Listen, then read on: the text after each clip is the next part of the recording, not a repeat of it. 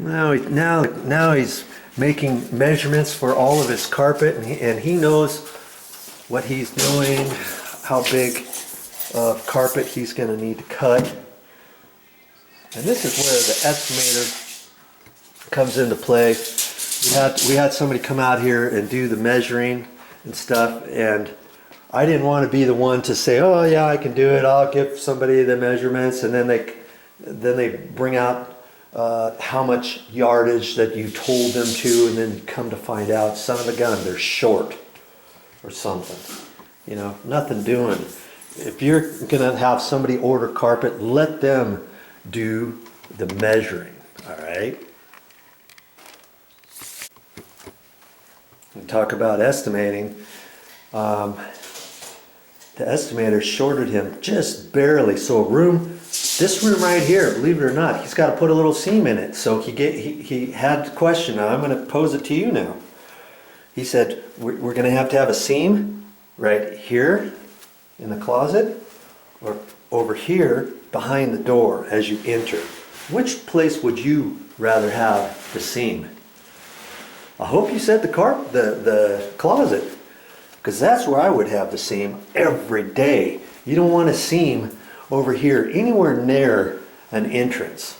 And that goes too for if your room is a lot bigger than 12 feet or something. Say you have to have a seam in your bedroom somewhere. You never want to have a seam towards the front of your room, or along the front here, or along the front here. If anywhere, if they had to have a seam somewhere, I would have a seam towards the back wall, towards that back wall, or that back wall if they had to, or figure out if you can put the seam in a closet. But if you've got to have one out here, you know the bed's going to be in here somewhere. Chances are the bed's going to go this way. I would have the seam there or along that wall. Never, I mean never have one down the middle or towards the front or something like that. Aight? He's just got this carpet rolled out right here. Let's see how he cuts this. He uses a carpet cutter tool. We'll see.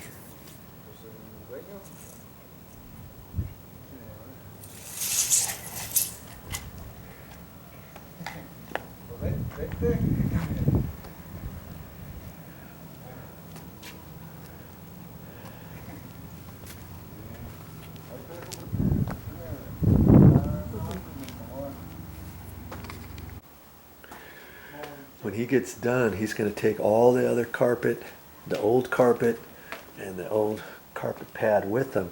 We were hoping he could take this box spring mattress with him. We thought maybe he'd have a big truck or something, but not so much. He's just got this van here, so I think I'm going to have to cut this up. I got to get this in a dumpster somehow.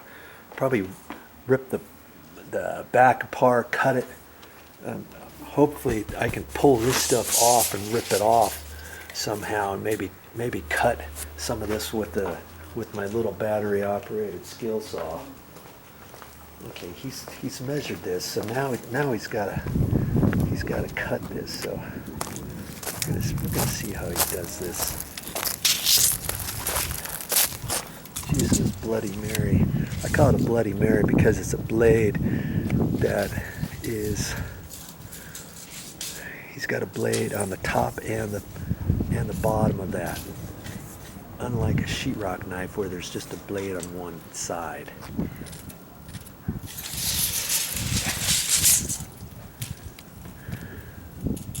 Be interesting to see how he cuts this, because I've seen guys put a little notch in it and then snap a chalk line on it or something, and then use a regular. Oh, he's just going to use his tape measure. I see. Okay. He's just going to lightly mark that. Okay. Look at that. Huh. Well, I was thinking you were going to take a carpet cutter. That worked. Just use that. Like that. Just lift it up. There he goes. One piece. Now he's I think he rolls this up a certain way. And then he looks and sees which way the pile is going.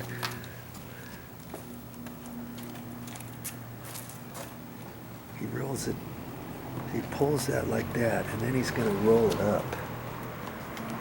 He doesn't just roll it 12 foot and then try to get it in the door. There's no way you can do it that way. Okay, so now he's got his own method apparently.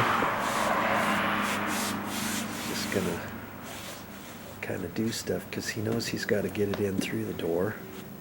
Oh, he rolls it over again on itself. Okay. And then he'll carry it in there probably on his back. Let's see how he does this. Well, did he eat his Wheaties this morning? We'll see. See? He just carries it. There he goes. There he goes. Got to have a good back for this. He knows he's got to be careful going in through the doors. Because the back of that carpet, that's where he needs to just be careful. There. That a boy. Drag that on the door jamb a little bit and it just eats it up. Okay.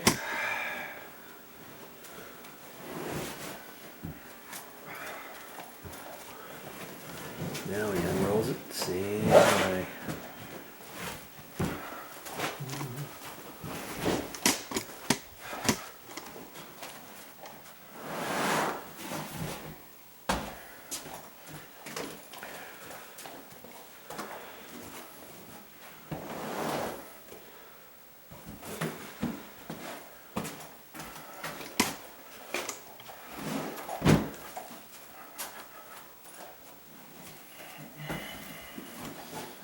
Now, what is he going to do? Staying out of his way. He lifts it up so he can kick it. Atta boy. There you go. Give it enough room. Then he's got to fold it in that closet carefully so he doesn't get it on the walls and stuff. Oh, he's got to fold it back on itself so he can unroll the rest of it.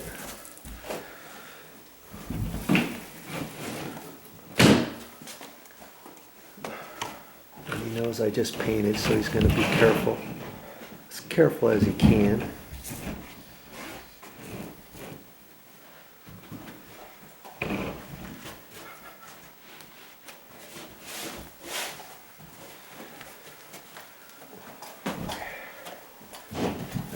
This is where he's got it.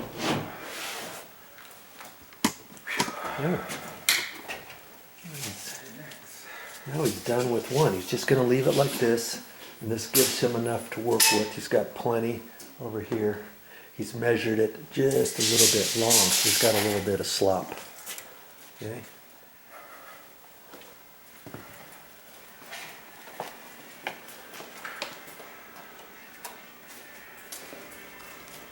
And if you got any questions about what direction to run it, you know, in smaller rooms, I like to make sure the nap is all going one direction. So if you got questions about that, you can talk to the carpet place. You can talk to Home Depot. Hey, what's the deal with that? Because if this carpet is running this direction like it is, and let's say if you did have a seam, we don't have a seam, but let's say you do have a seam, you can't just cut a piece off.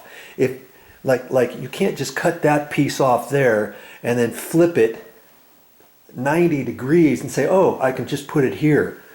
You do that and you have a chance of, after you put the seam together, it may be a most beautiful seam that you've ever seen, and all of a sudden it looks like, hey, what's the deal here? How come it's not matching up? It's discolored or something. Well, the nap of the carpet is running one particular direction, and then when you have the nap running another direction, if you flip your seam only 90 degrees, let's say, of a cut, then it could show. So you've got to be really careful about that kind of stuff. So if you're going to be doing your carpet yourself and you're ordering from Home Depot or someplace like that, make sure you tell somebody, you know, and say, hey, I'm doing it myself, but I got a couple questions about seams and about which way that the carpet's supposed to run.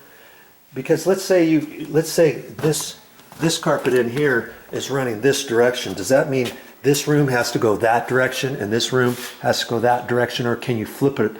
Can you flip it if each one of these rooms is less than 12 foot square? Let's say